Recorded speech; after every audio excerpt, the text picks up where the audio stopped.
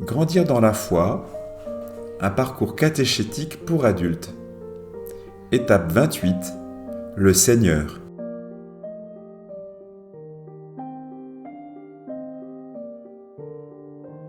Question de vie. Quelle est ma relation au Seigneur Jésus ?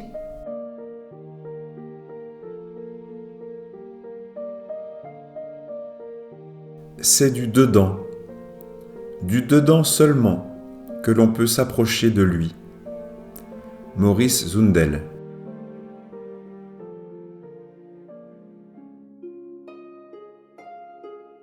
À bien des reprises et de bien des manières, Dieu, dans le passé, a parlé à nos pères par les prophètes.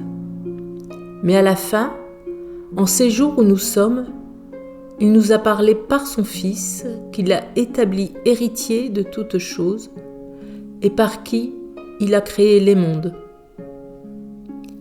Rayonnement de la gloire de Dieu, expression parfaite de son être, le Fils, qui porte l'univers par sa parole puissante, après avoir accompli la purification des péchés, s'est assis à la droite de la majesté divine dans les hauteurs des cieux. Et il est devenu bien supérieur aux anges, dans la mesure même où il a reçu en héritage un nom si différent du leur. En effet, Dieu déclara-t-il jamais à un ange « Tu es mon fils, moi, aujourd'hui, je t'ai engendré » Ou bien encore « Moi, je serai pour lui un père et lui sera pour moi un fils » À l'inverse, au moment d'introduire le premier-né dans le monde à venir, il dit que se prosternent devant lui tous les anges de Dieu.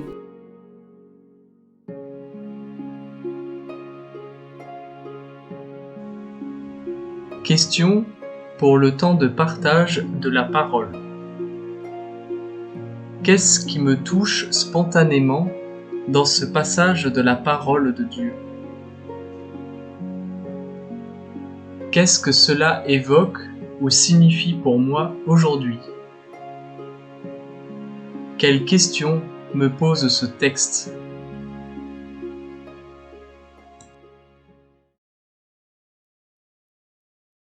Introduction. Le jour du Seigneur. Voici le jour qu'a fait le Seigneur, chante la liturgie pascale. Pâques est par excellence le jour de Dieu, celui de son triomphe, celui de la victoire du crucifié. La résurrection est la réponse aimante de Dieu à l'amour filial et fidèle de Jésus. Sa prière souffrante a été exaucée, et Dieu l'a justifié de toutes les accusations de ses adversaires, en montrant qu'il était l'innocent et qui étaient les pécheurs. Il est bien celui qu'il affirmait être par ses paroles et ses actions, le Fils, le Messie promis, loin du Seigneur. En lui, les promesses de Dieu sont réalisées.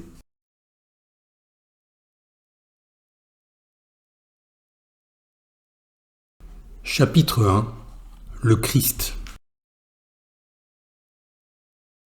Christ est la traduction grecque du terme hébreu Messie, qui signifie « celui qui a reçu l'onction ».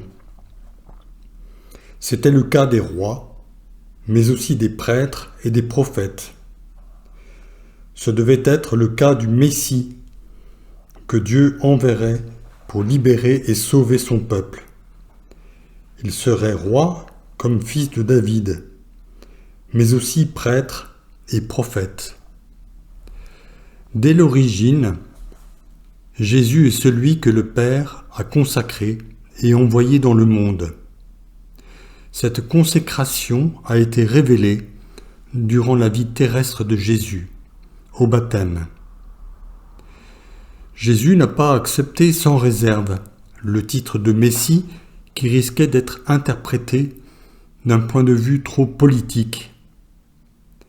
Mais il a dévoilé le contenu authentique de sa mission, en se faisant serviteur.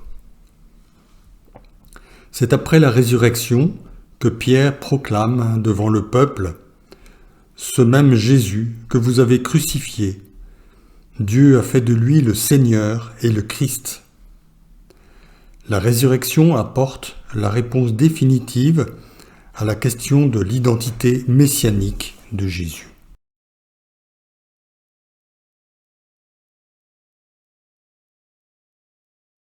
Chapitre 2. Le Seigneur. Seigneur est le terme par lequel, dans la traduction grecque de l'Ancien Testament, est rendu le nom de Yahvé. C'est donc un titre proprement divin. Jésus se l'attribue de façon voilée lorsqu'il discute avec les pharisiens. Et tout au long de sa vie publique, il manifeste sa souveraineté divine sur la nature, la maladie, les démons. Après la résurrection, Pierre dit de Jésus que Dieu l'a fait Seigneur. Cette expression ne veut pas dire que Jésus a été adopté comme Seigneur par le Père au moment de la résurrection. Elle signifie que celui qui jusqu'alors s'était manifesté dans la condition de serviteur est maintenant manifesté dans la condition de Seigneur. Toute la prière chrétienne est marquée par le titre de Seigneur.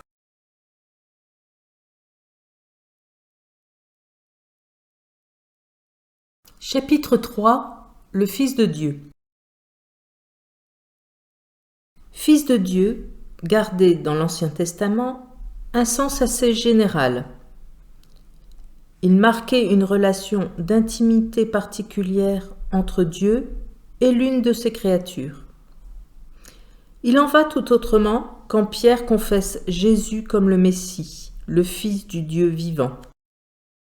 Déjà auparavant, Jésus s'est lui-même désigné comme le Fils, qui connaît le Père.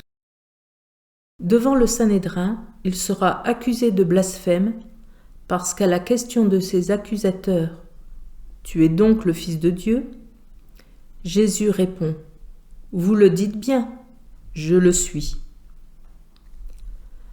Après la résurrection, la filiation divine de Jésus apparaît dans la puissance de son humanité glorifiée et la résurrection confirme la relation filiale vécue par Jésus avec son Père dans l'amour et l'obéissance. Tel est le sens de la citation du psaume 2 dans les annonces de la résurrection faites par les apôtres. « Tu es mon Fils, aujourd'hui je t'ai engendré. »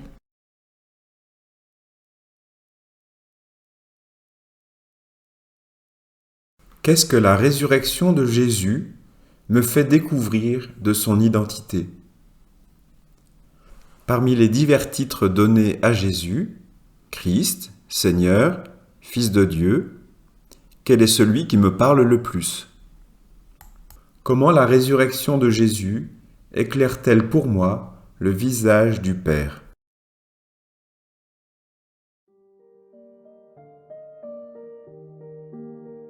En vue de la prochaine rencontre. Qu'est-ce que je retiens de l'échange de ce jour? À quel approfondissement ou à quelle transformation suis-je appelé?